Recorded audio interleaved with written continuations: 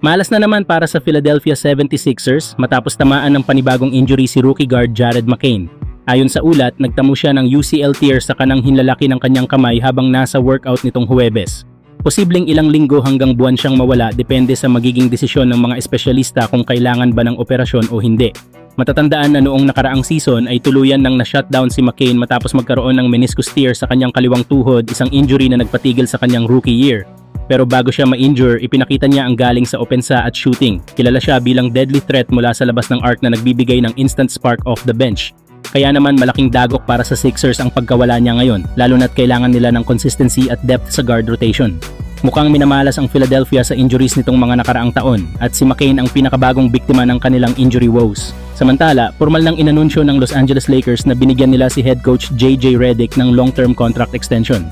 Isang taon pa lang mula nang maupo siya bilang head coach, malinaw na ipinapakita ng Lakers management ang kanilang malaking tiwala sa kanya. Ayon kay GM Rob Pelinka, nais nilang gawing malinaw na si Redick ang basketball leader pagdating sa coaching at on-court performance ng koponan. Pero kung titingnan ang nakaraang season, hindi naging maganda ang unang taon ni Redick sa Lakers matapos silang agad na madapa sa unang round ng playoffs. Maraming fans ang nagduda kung sapat na ba ang kanyang experience bilang rookie head coach para pangunahan ang isang championship contending team tulad ng Lakers. At ngayon, sa kabila ng hindi magandang simula, pinili pa rin ng Lakers na ipakita ang full support sa kanya sa pamamagitan ng panibagong kontrata. Ibig sabihin nito, handa ang Lakers na mag-invest ng oras at tiwala kay Redick para ma-develop ang kultura at sistema ng koponan. Malaking pressure din ito para sa kanya dahil kailangang patunayan niya na kaya niyang magdala ng resulta, lalo na't nandyan pa rin sina LeBron James at Luka Doncic na nangangailangan ng tamang sistema para makuha ang pinakamainam na version ng Lakers. Mukhang malinaw, para sa Lakers si JJ Redick ang kanilang long-term guy.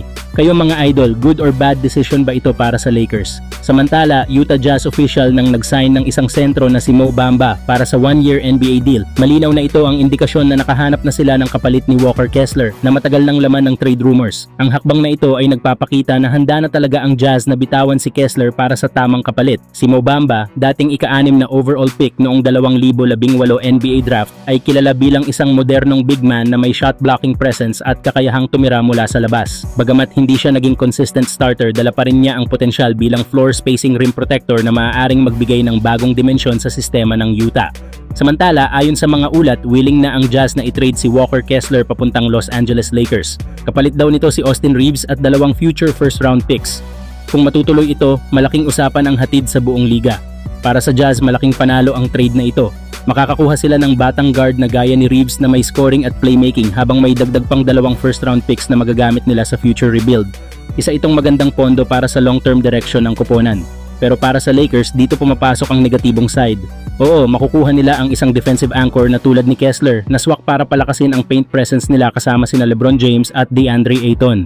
Ngunit kapalit nito, mawawala sa kanila ang isa sa pinaka-consistent na scorer at clutch player na si Austin Reeves. At higit pa, mawawala rin ang 2 first round picks na napakahalaga lalo na sa team na limitado ang draft assets. Kung susumahin, mukhang lugi ang Lakers kung ibibigay nila si Reeves at 2 picks kapalit lamang ni Kessler. Sa kabuuan, malinaw na ang Jazz ay naglalatag ng bagong direksyon sa kanilang roster gamit si Mo Bamba bilang immediate replacement at si Kessler bilang trade chip para makakuha ng mas maraming assets. Sa panig naman ng Lakers, malaking tanong kung worth it bang isugal ang kinabukasan at isang reliable scorer kapalit ng dagdag na depensa sa ilalim.